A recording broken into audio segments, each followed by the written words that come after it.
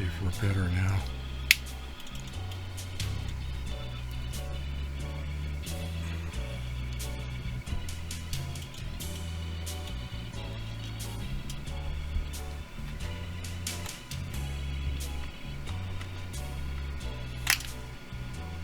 Yeah, it's like the tube's not even in the socket. Yeah.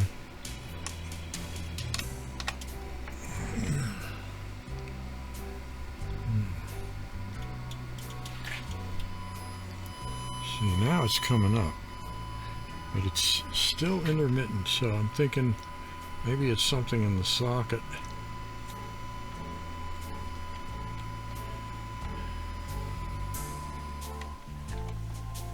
So there's something going on with this socket.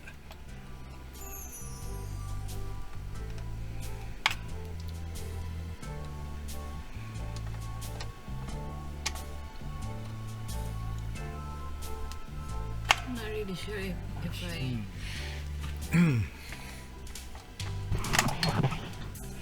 Doesn't matter whether this tube is plugged in the socket or not. Did you solder it? Yeah, but I think the next step is to check the pin's socket connection to see if it's loose. It's not. Because if I position it a certain way, see, the power will start to come up.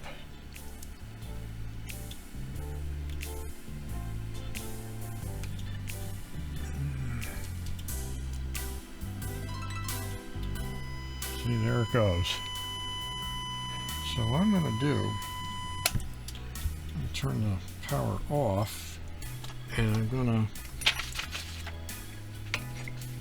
put this thing down on the...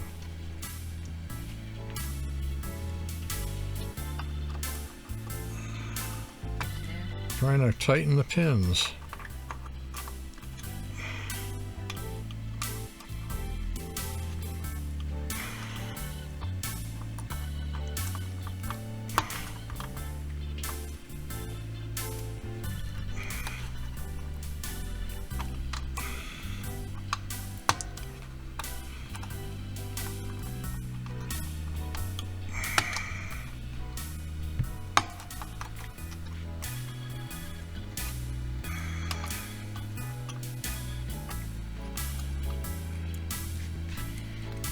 Put the top secret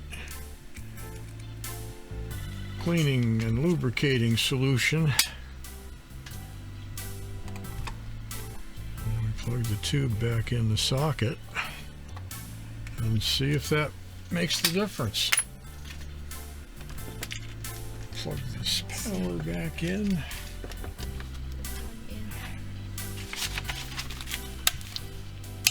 Okay, now we gotta let it warm up. And we'll see if we get power out of this. It's a preamp problem. The customer said that the other shop that looked at it couldn't figure out what was wrong with it.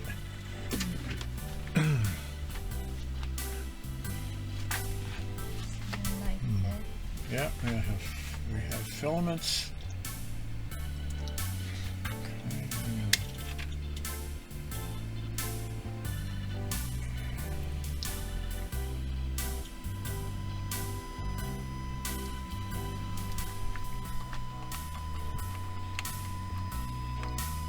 Appears to be working now. Oh, the connector. Yeah, had to tighten the pins on the socket.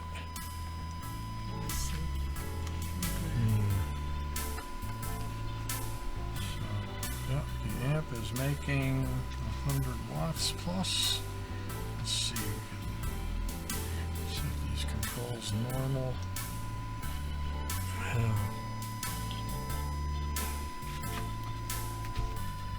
About 114 watts.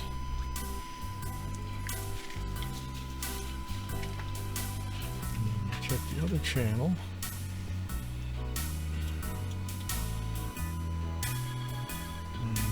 Good too.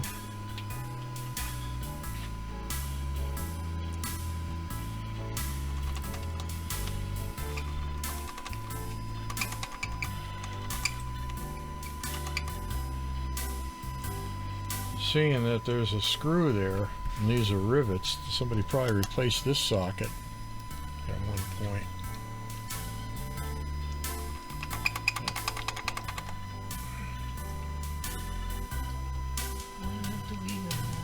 Well, I'm just checking the reliability of it to make sure that it's not crapping out. It seems to be stable now. So that's it. I think we got it. Fix it. Tube socket.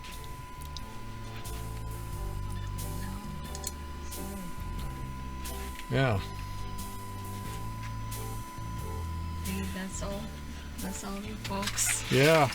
Well, originally we thought it would be in the power amp, because usually when a tube fails, it takes out one of these screen grid resistors. But in this particular case, the power amp is fine, and the signal wasn't making it past this stage. We had good signal here, we had nothing here. So that's this first tube right here. So that's that.